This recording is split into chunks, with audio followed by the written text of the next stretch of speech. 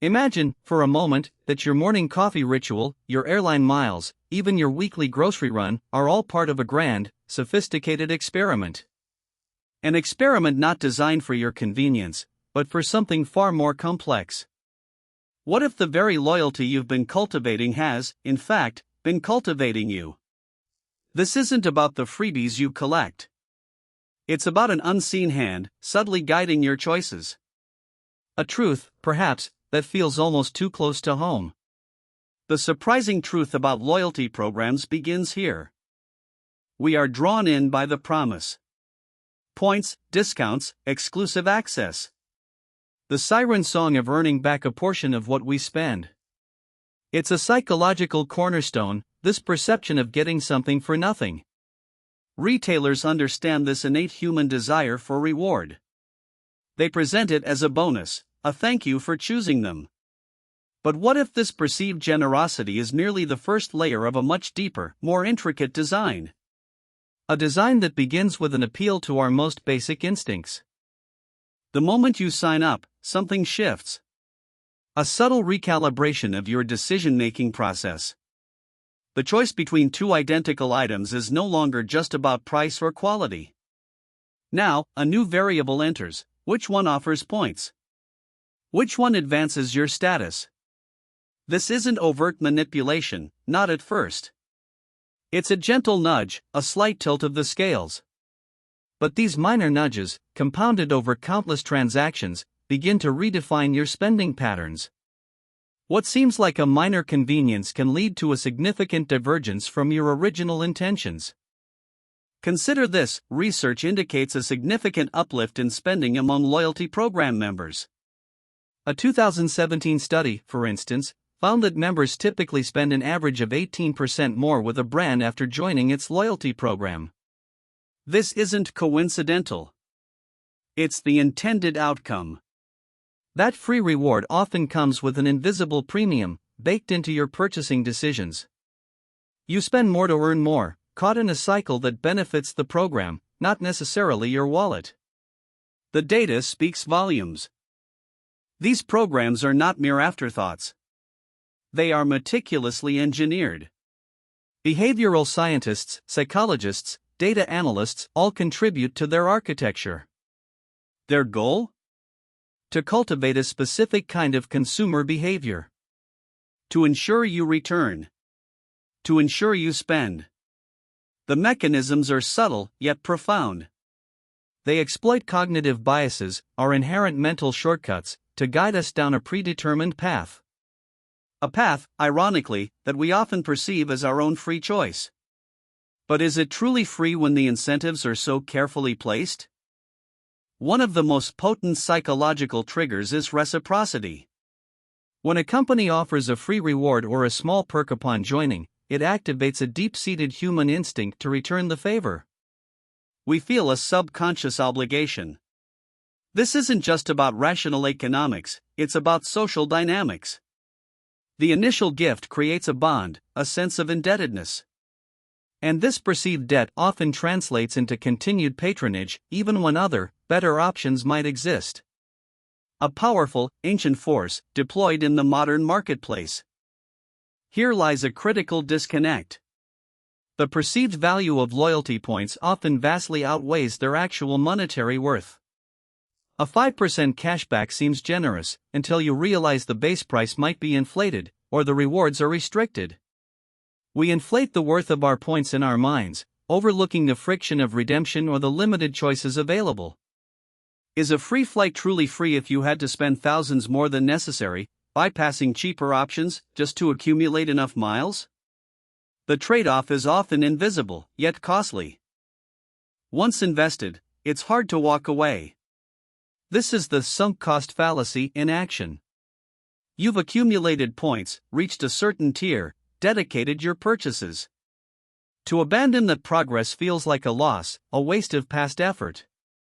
So, you continue, even if better deals emerge elsewhere. You chase the next tier, the next reward, convinced that persistence will eventually pay off. This psychological anchor keeps you tethered to a brand, even when rational economic thought might suggest a different course. The cost of starting over can be surprisingly high, even if it's just perceived. Loyalty programs often borrow heavily from gaming principles. Points, badges, levels, leaderboards, these elements aren't just decorative. They tap into our innate desire for achievement and recognition. The chase becomes a game, making spending feel less like a transaction and more like a quest.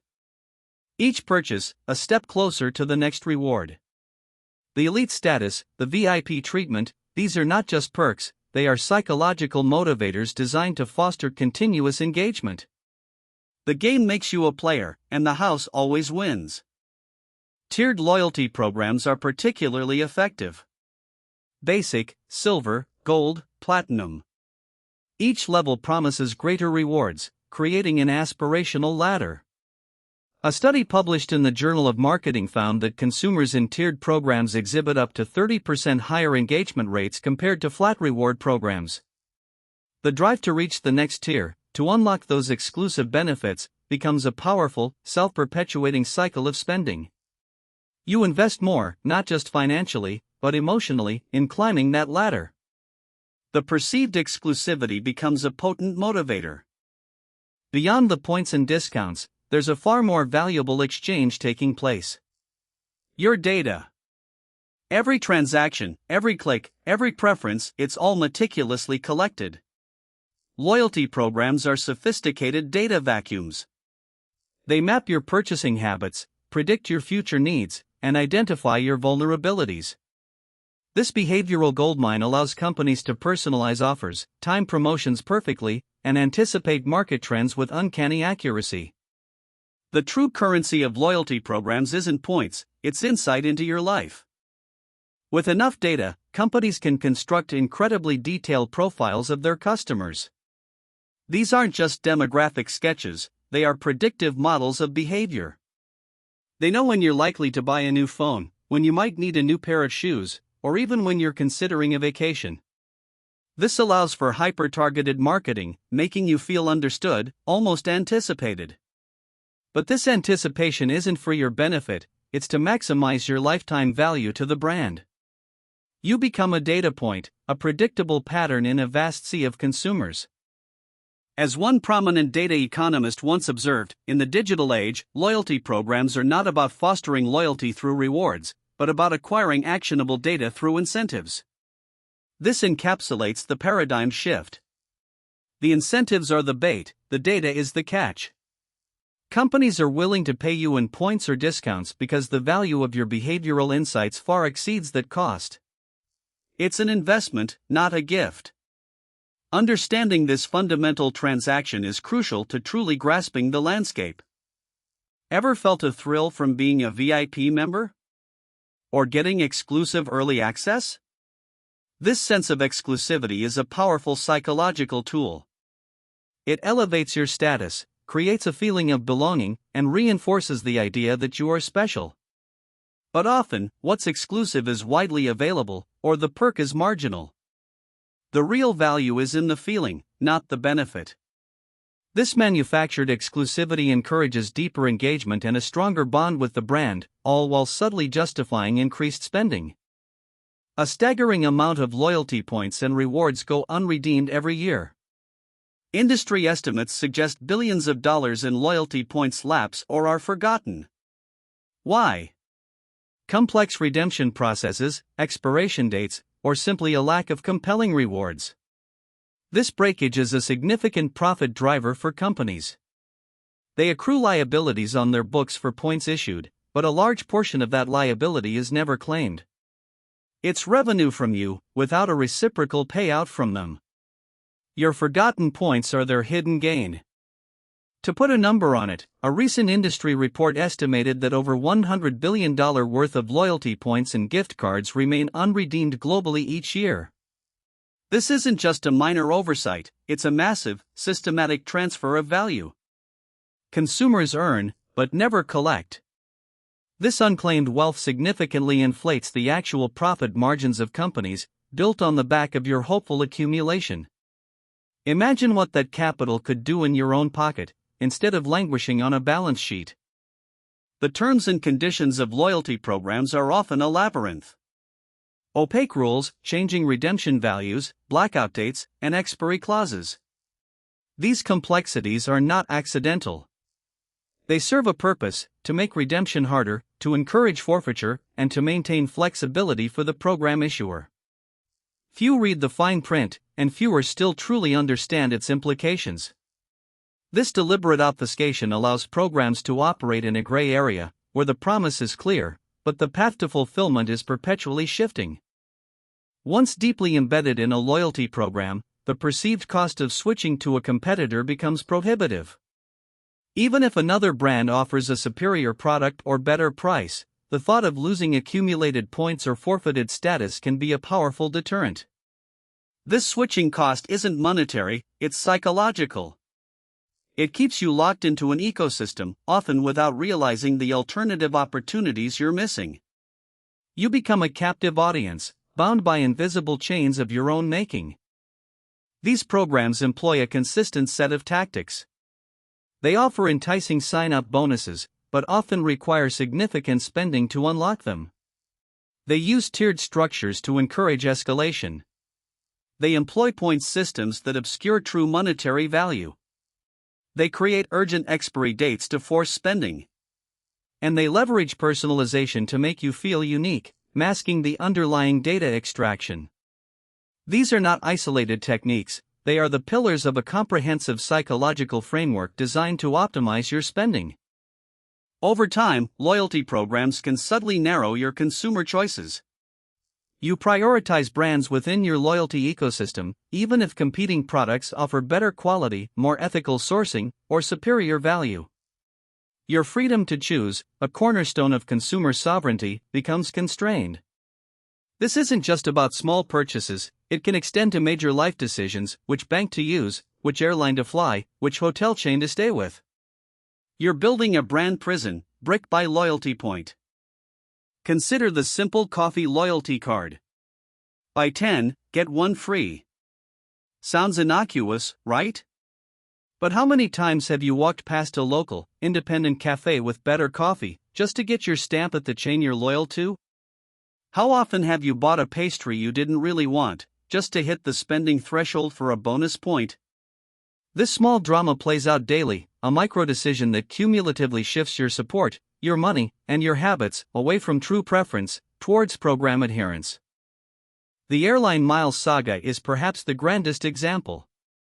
The promise of free travel fuels dreams. But the reality? Inflated ticket prices on partner airlines, limited seat availability for reward bookings, hefty fuel surcharges on award tickets, and the constant pressure to fly specific routes to maintain status. Many chase these elusive rewards, enduring inconvenient layovers or paying more for tickets than necessary, only to find the free trip is anything but a heroic quest for a prize that might just be a mirage. Beyond the behavioral nudges, there's a clear financial cost. To earn points, you often end up spending more than you would have otherwise. That extra coffee, the upgraded tier, the less competitive purchase. These seemingly small increments accumulate. What could have been saved or invested is instead channeled into purchases driven by program incentives.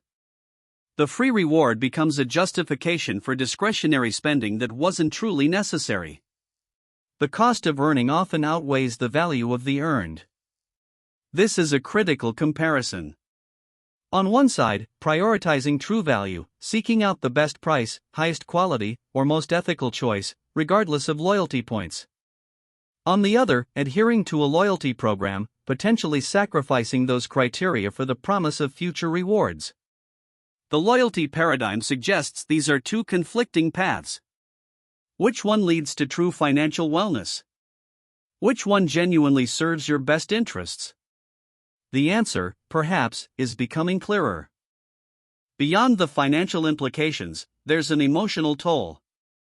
The anxiety of expiring points, the frustration of unmet spending thresholds, the disappointment of unredeemable rewards. The feeling of being behind on a tier. These micro-stresses accumulate, adding unnecessary cognitive load to your daily life. What was supposed to be a benefit can become a burden, transforming the simple act of shopping into a strategic game, riddled with minor disappointments. Is the mental bandwidth worth the marginal reward? At its core, a significant ethical question emerges. When does subtle influence become outright manipulation?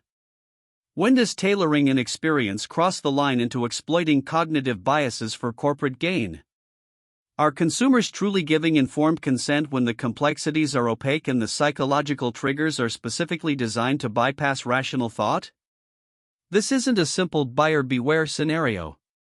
It's a systemic design that leverages our inherent human nature against us, for profit. A deeper look is warranted. Most consumers simply aren't aware of the full psychological and financial architecture behind loyalty programs. They perceive them as benign bonuses, a perk of doing business. This awareness gap is fundamental to their success. If every consumer fully understood the data exchange, the behavioral nudges, and the true cost-benefit analysis, engagement levels would likely plummet. The illusion of a free benefit persists because the underlying mechanics remain largely invisible, hidden in plain sight. A recent survey revealed a striking discrepancy. While 70% of loyalty program members believe they consistently save money through participation, independent analysis suggests that less than 30% actually achieve net savings after accounting for increased spending and opportunity costs. The perception of value is consistently higher than the reality. This gap is not accidental. It's a testament to the power of psychological framing and the successful engineering of consumer belief. What we feel we save, and what we actually save, are often worlds apart. Who truly holds the power in these relationships? Initially, it feels reciprocal. You get points, they get your business. But as we peel back the layers, a different dynamic emerges. Companies gain invaluable data, predictable revenue streams, and behavioral influence. Consumers gain conditional discounts and the burden of managing multiple programs. The scale tips. This isn't about mutual loyalty, it's a strategically designed framework where one party accrues significant, often invisible, advantages. The power dynamic isn't balanced, it's meticulously tilted. Understanding these mechanisms is the first step towards reclaiming your agency. It's about recognizing the subtle pressures and making conscious choices, rather than reactive ones. This isn't to say all loyalty programs are inherently bad or that you should avoid them entirely. But it is to say that you should approach them with a critical, informed perspective. No longer a passive recipient of rewards, but an active participant, fully aware of the transactional nature of the engagement. Your agency, your choices, your money. To dismantle the psychological hold, we must deconstruct the design. Recognize the gamification. The points are not money, they are motivators. Identify the sunk cost trap. Past spending does not obligate future spending. Unpack the illusion of exclusivity. True value isn't a badge. Most importantly, acknowledge the data exchange. Your information is valuable currency. By dissecting these components, their power diminishes. The magician's trick loses its mystique once the mechanics are revealed. And then, you gain control. Embrace a new mindset, one of strategic detachment. View loyalty programs as tools, not relationships. Evaluate each one rigorously, not emotionally. Ask yourself, does this program genuinely align with my existing spending habits and values? Or is it subtly altering them? Is the reward truly beneficial, or is it merely a justification for an unnecessary purchase? This shift in perspective is profound. It moves you from being a target of the program's design to a strategic evaluator of its true worth. First, assess. Do you frequently purchase from this brand anyway? If your natural spending aligns perfectly, then the program might indeed offer a genuine bonus. But if you find yourself altering your choices, making extra trips, or opting for a more expensive item just to earn points, then the program is likely costing you more than it gives. Calculate the true monetary value of the rewards versus the actual additional spending or opportunity cost. Be ruthless in your evaluation. The most crucial step: resist the urge to chase points or tiers. Don't let the gamification hijack your rational mind. Make purchases based on need, quality, and price in that order. If points are a natural byproduct of those decisions, then consider it a bonus. But never let the pursuit of a hypothetical future reward dictate your present spending. The free flight isn't free if you overpaid by hundreds to get it. Your money now is worth more than points later. Ultimately, redirect your loyalty. Not to a brand, but to your own financial well-being. Focus on true value, independent of external incentives. Seek the best deals, compare across all providers, and prioritize quality and personal satisfaction above arbitrary point systems. True savings come from conscious consumption, not from optimized loyalty. Your money, your choices, your life. Reclaim them from the subtle grasp of loyalty psychology and build a future based on your own informed decisions. The ultimate revelation, then, is this: loyalty programs are not gestures of goodwill. They are sophisticated, data-driven contracts. You give your data, your predictable patronage, and often, your increased spending. In return, you receive conditional, often inflated, rewards. Understanding this transaction, stripping away the illusion of generosity, transforms your relationship with these programs. It empowers you to engage on your terms, or to opt out entirely, with clarity. Loyalty is a contract, and you are the negotiator. So, the next time you're offered a loyalty card, pause. Consider the unseen strings. Reflect on the subtle psychology at play. Will this truly benefit you, or will it subtly steer you towards decisions you might otherwise avoid? Be wise. Be discerning. Your money, your data, and your choices are far too valuable to be passively surrendered to a system designed to maximize corporate gain. True loyalty begins with being loyal to yourself. The surprising truth is now yours.